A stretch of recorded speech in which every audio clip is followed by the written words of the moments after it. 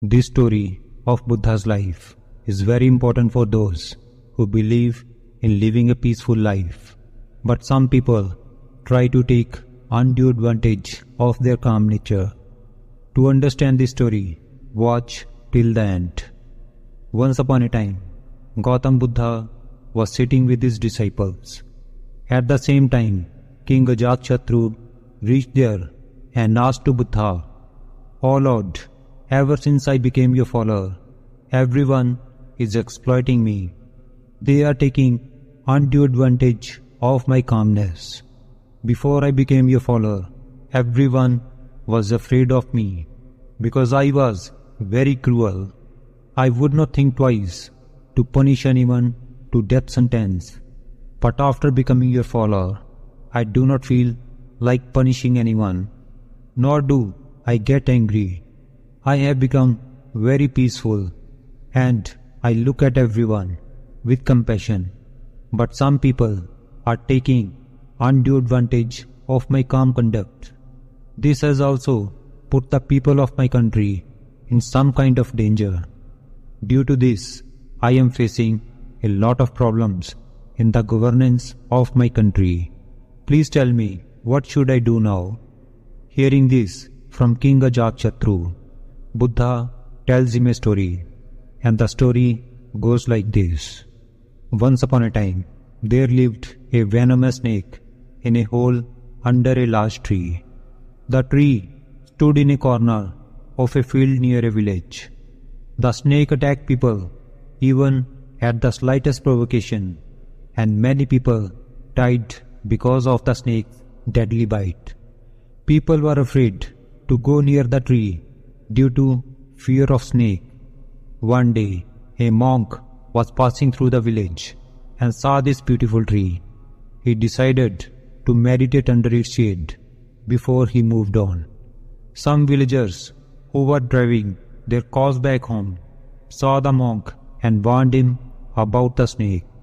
They told him that this snake is so dangerous that whosoever goes near him, he bites him. The monk smiled and continued to walk towards the tree. The villagers left from there. As the monk sat down to meditate, the snake came out of his hole with his angry hiss and ready to bite.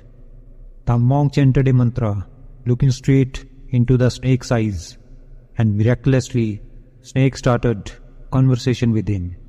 The snake says to that monk that, "Oh man, don't you fear me? Don't you know that this is my area and no one dares to come here?" The monk said with a compassion, "My dear friend, what is there to fear in this? I am not afraid of anything. I do not fear death, nor do I desire to live. Why should I fear you? In fact, you are afraid that no one should kill you. That's why you bite others." The snake was astonished to hear this from the monk. Till now, he had met only such people who tried to kill him or ran away in fear of him. But he had never met a person who would not fear him. Hearing this, the snake wraps itself at the feet of the monk and said, "O Lord, you are right. Whatever I have done till today, I have done to save my life. If I don't do this, people would kill me." The monk said, "You are right. But my dear friend, remember one thing, that life will end one day. Therefore, it is not appropriate to kill others to save it. Give up this attachment of your life and be filled with love for others." After saying this, the monk left from there. Snake was influenced by the words of the monk, and he decided that from today onwards, he will not bite anyone. He gives up his angry nature and stops biting others. But the result of it turns out to be the opposite. When people saw that the snake has stopped biting others, now they started taking undue advantage of this. Those who used to fear him and run away from him now started catching him. Now people would tease him, scratch him, and hurt him. Now snake was always wounded and hurt. He was very sad. He was having the hardest time of his life. One day, that monk once again came to that village and sat under the same tree. Just then, he saw that snake. He was very surprised to see him such a pathetic state. He asked him, "Oh my friend, how did you get in such a pathetic condition? Who has injured you?" The snake replied, "Oh blessed one, you told me to give up my angry nature and not to bite others. Ever since I left my violent nature and adopted peace, since then people have started misbehaving with me. Now no one is afraid of me. People come, hurt me and leaves me in a miserable condition. Life has become very difficult for me." Hearing this from snake, the monk said, "My dear friend, it seems that you have misinterpreted my sermon. I told you not to bite others, but I did not stop you from hissing for your self-defense." After telling this story to King Ajatashatru, Buddha asked him, "King, what have you understood from this story? Are you taking my sermon in the wrong way like that snake did? I told you to give up your cruel nature, but I did not tell you to give up the duty of the king.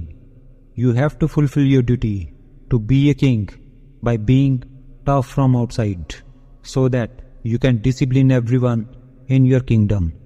You have to maintain the process of justice in your state by being tough, so that people can live peacefully in your kingdom and they do not feel any kind of insecurity. Therefore, you have to rule like a monk from inside and like a king from outside."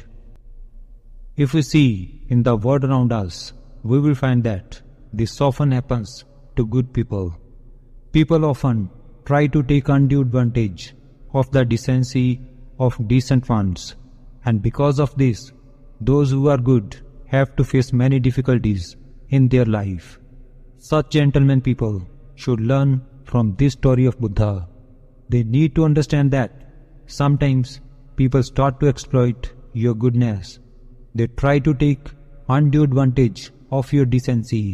To keep such people within their limits, you have to behave according to the situation. If you have to get angry to keep things in discipline, then you should do it. You can do it without disturbing your inner peace of mind. Like an actor who is acting to be angry in a play, but from inside is not angry, because he knows that it is just a part of the play. Similarly, you have to behave smartly in this world to keep things in control. This is the art of living, and if you can learn this art, then no one can stop you from living a successful and a peaceful life.